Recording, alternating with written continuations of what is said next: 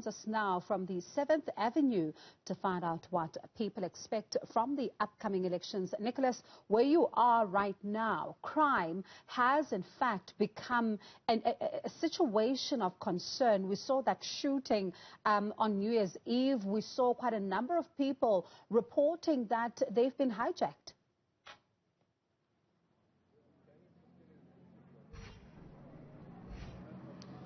Well, indeed, Bongiwe, we're actually joining you from the corner on 7th Street where there was that poppy shooting on New Year's Eve 2 years back. And you won't be able to see it because of the light now, not only because we don't have a big light for our camera, but a number of the street lights aren't working.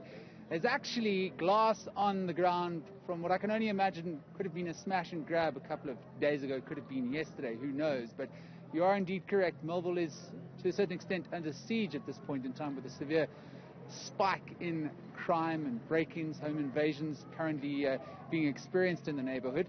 And as we approach local government elections, less than 750 hours to go until South Africans go to the polls to decide who heads up their local government, we're joined now by a Melville resident, Dan Miller, to find out how service delivery has gone in the past couple of years. Dan, thank you very much for your time this evening. How do you think service delivery has improved or maybe degraded in the past 5 years? How's it been since 2016? That's quite a difficult question. Hard to weigh that up, really. In a way, it's kind of stayed the same. I think we're feeling the pressure of policing at the moment. We kind of need a bit stronger policing. As you said, there's a crime wave at the moment, specifically in Melville. Electricity issues. I mean, I had a power cut a couple of days ago. Street lights are out all down my road at my house. You can see street lights out here.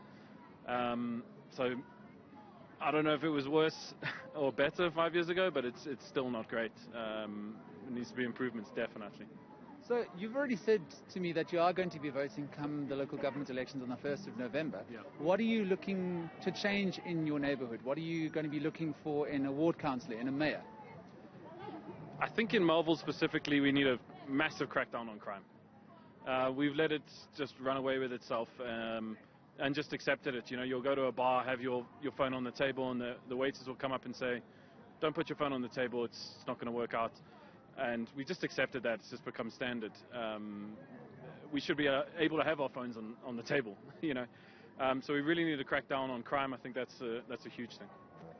Do you think that that's only going to come with a change in a ward councillor, change in a mayor?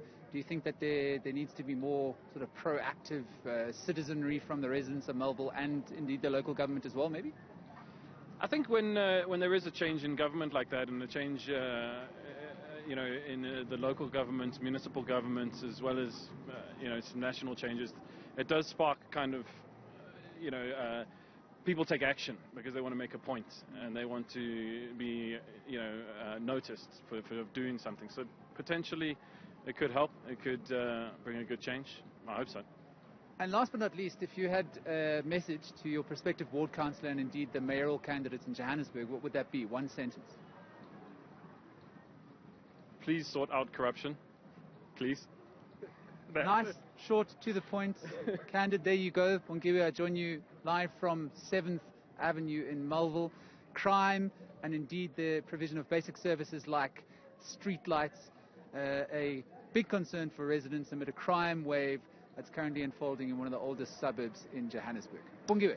And Nickolaus, that resident is really not wrong, because when you look at section, chapter 7, in fact, of the Constitution, really under section 152, the municipality has got to ensure that services are provided in a sustainable manner. Now, if they're in the dark in a crime-ridden area, one can only imagine what happens there at night.